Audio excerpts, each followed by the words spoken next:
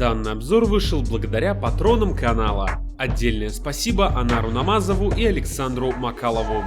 Эй, ребят, с вами Таторио. Давненько не касался отечественных комиксов производства компании Bubble, но благо в моей жизни появился Patreon, ссылка в описании, а конкретно Александр Макалов, который и возродил во мне тягу, а на самом деле просто заказал продолжение или скорее переосмысление того мини-марафона, что выходил года 3 назад или около того. За этот период времени контора товарища Габрилянова успела завершить свои первые тайтлы, обзавестись вторым дыханием, или как оно там называется, а также представить на суд зрителей относительно бодрую короткометражку со своими плюсами и минусами, но вообще-то достаточно зрелищную. Я же сегодня и в дальнейшем планирую высказать развернутое мнение относительно некоторых линеек комиксов, потому что, за 3 года я успел много чего нового узнать и переосмыслить некоторые моменты. Так что давайте же приступим. Тут должна быть заставка, но если мы не сможем откопать олдовые футажи, то, бывает что.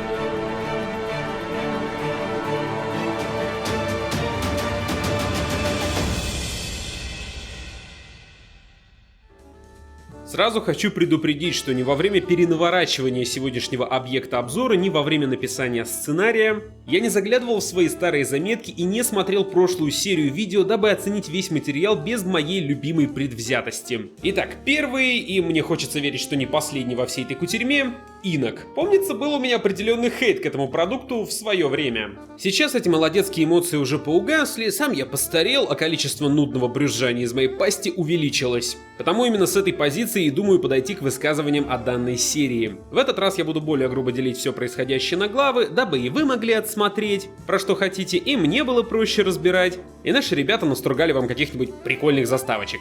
Понеслась.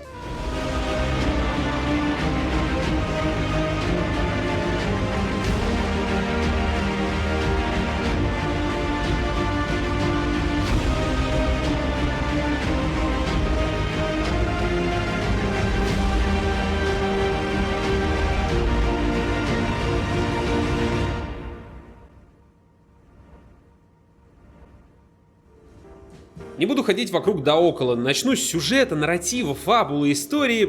Короче, вот этого всего, что можно засунуть в обязанности автора. Над серией из 50 выпусков работало, как мне насчиталось, 7 сценаристов, но я отмечу только 4. Алексея Гравицкого, Артема Габрилянова, Наталью Дивову и Евгения Федотова. Мне не сильно бы хотелось останавливаться на каких-то плюсах или минусах работы этих людей, потому что мы все живем в одной стране, и кто-то из перечисленных может меня попросить во что-то подуть, в случае чего я натура нежная.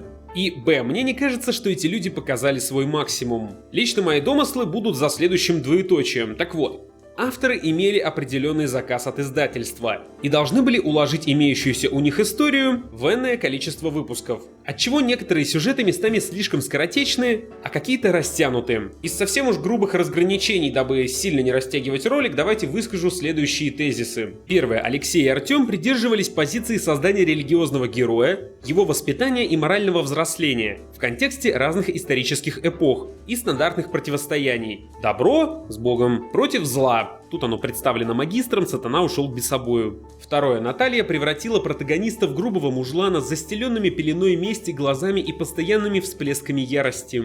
Ибо все в жизни идет не в самом верном направлении, куда-то на отверстие воздушного шарика. Еще и вокруг случается фэнтези с персонажами сказок. Далее тема отсылок на литературу уйдет в иной тайтл издательства. Третье. Евгений превратил серию в собственный творческий полигон, где спокойно соседствуют и какие-то постапы с вархаммеровским уклоном, и миры мертвых, и хитрозадые монархи, и революции, и мультивселенные.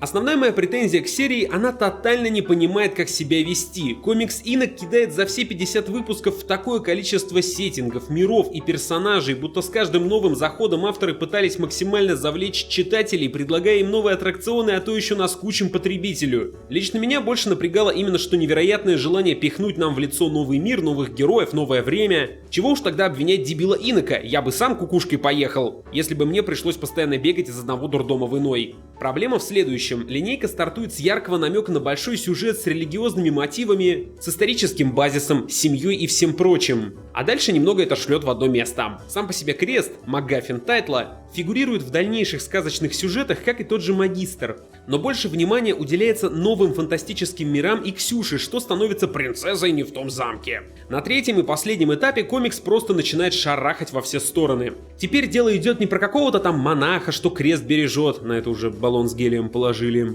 а на том, что в таком-то мире надо того-то спасать, а в том мире живет себе Кощей с Василисой и вообще все это мультивселенная. Разнообразие — это хорошо, но если историю про мальчика, который придумал божество в своей голове, еще можно уложить в 2 номера, то на иные ветки сюжета стоит потратить чуть больше времени, ибо читателю нужно привыкнуть к персонажам, прикипеть к ним. Так сказать, сформировать о них цельное мнение. Ой, ну тут там и так же куча выпусков.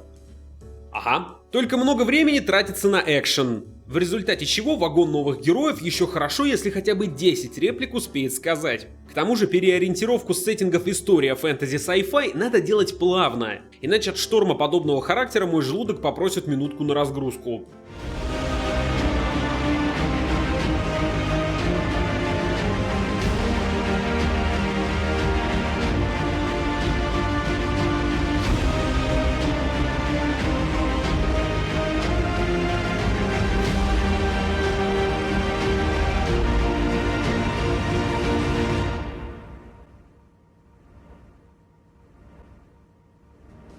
Основная проблема серии — ее главное действующее лицо. Андрей Радов абсолютно дурная и пустая кукла, что на старте своих приключений, что под конец тома. Сначала у нас хилый и блеклый кутила из золотой молодежи, который резко осознает свое предназначение и уже через несколько выпусков с огнем в глазах за Русь и крест начинает сражаться. Авторы пропускают значительный кусок становления персонажа, превращая его из мальчика в мужа, а имеющаяся в произведении трансформация не удовлетворяет лично моим стандартам, не знаю как вашим. Затем протагонисту ничего кроме мести не требуется, а весомый период мы будем смотреть на неадекватную истеричку, которую эмоционально швыряет хуже, чем бомжа под мухой. Самоанализ отсутствует, только пелена жалости к себе и желание орать на всех подряд с последующими ударами в лица злыдней, что оборачивается смертью любимой. А значит и уймой нытья вместо каких-то интересных самокопаний. Третий период жизни Радова в данной серии — бытие постоянно чьей-то шестеркой. Андреем играют в горячую картошку. Сначала его эксплуатируют и шантажируют одни, потом другие, потом третий, потом и вовсе этот осел начинает раздражать, ибо это не главный герой, а инструмент для движения сюжета хоть куда-то. Даже в финальном выпуске наш бравый инок все еще должен мириться с какими-то там не своими убеждениями. Короче говоря, лучше бы дальше пил напропалую.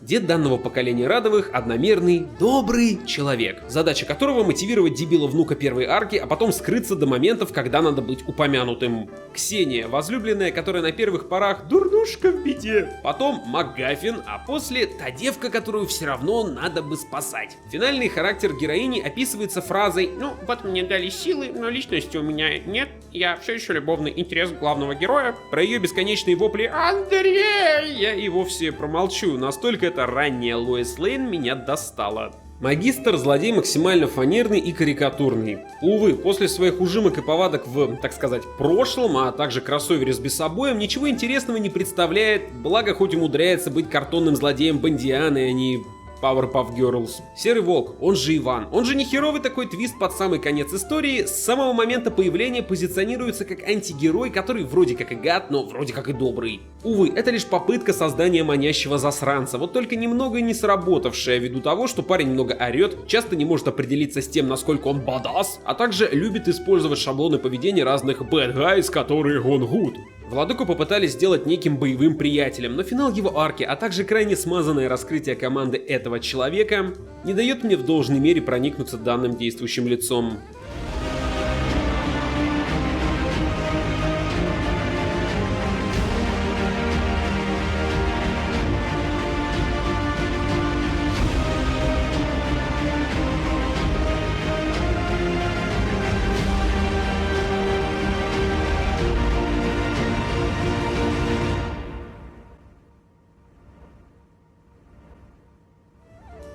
В свое время со мной связывалось несколько художников, которые интересовались, а достаточно ли у них хороший стиль для того, чтобы работать в Bubble.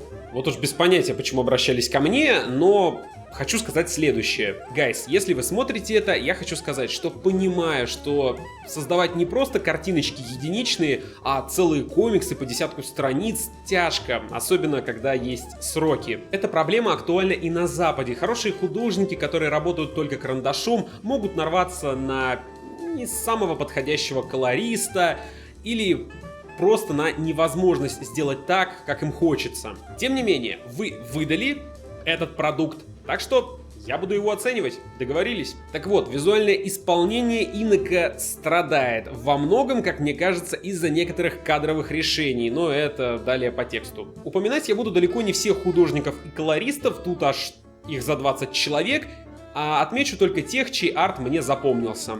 Артем Безяев, как мне кажется, подходил для данного тайтла, ибо очень редко выходил за грань одного стиля.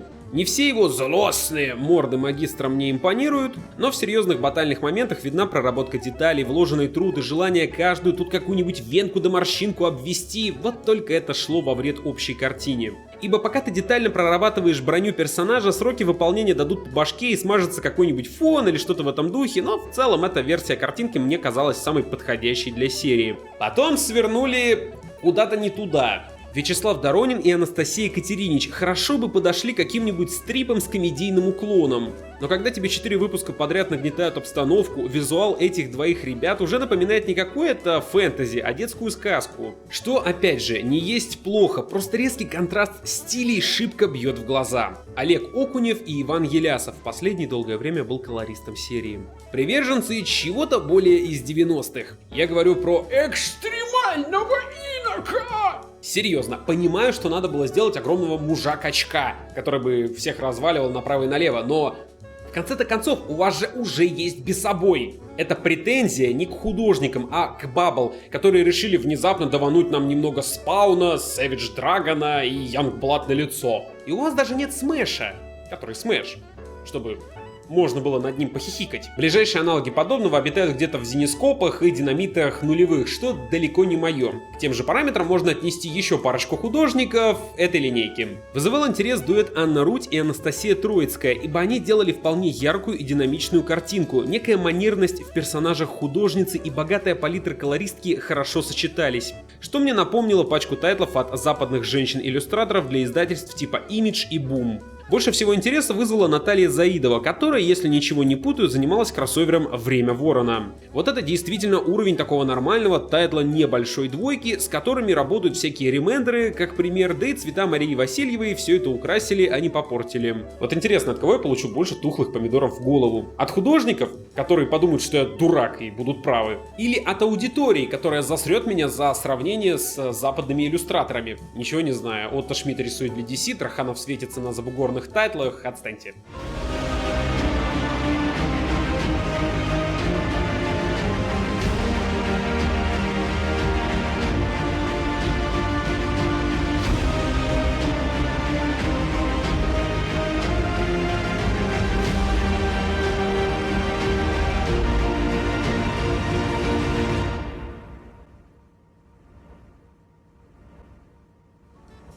Резюмируя, я не считаю серию Инок удачной и хорошей, но, как и в случае с иными комиксами Bubble, понимаю их шарм. Это альтернатива в наших реалиях, особенно для людей, которые не знают языка. Не желают гуглить про всякие комиксы прошлого века, да и вообще все это таким ребятам не нужно. По сути, это новая вселенная, которая стартует с малого и не связана с большой двойкой. Аналогичная ситуация у меня была в том году с издательством Valiant, только они с самого начала делали достаточно интересные комиксы, а сейчас и вовсе выпускают одни из лучших тайтлов на рынке. Комикс про Андрея Радова, что-то типа Шадоумена, пытается быть разным, имеет интересный концепт, но не интересным томом обладает. Тут так много идей, что это больше напоминает какой-то невнятный винегрет, где замиксовалось все подряд. Вот только если вы перемешаете лук, мясо, мед и джем, не факт, что оно будет приятно сочетаться. Хотя гурманы всякие бывают. Я пошел загребать тонны рекламовского бабла от Бабла, а вам я могу сказать лишь спасибо за просмотр, подписывайтесь на канал, вступайте в группу и, конечно же, читайте только хорошие комиксы.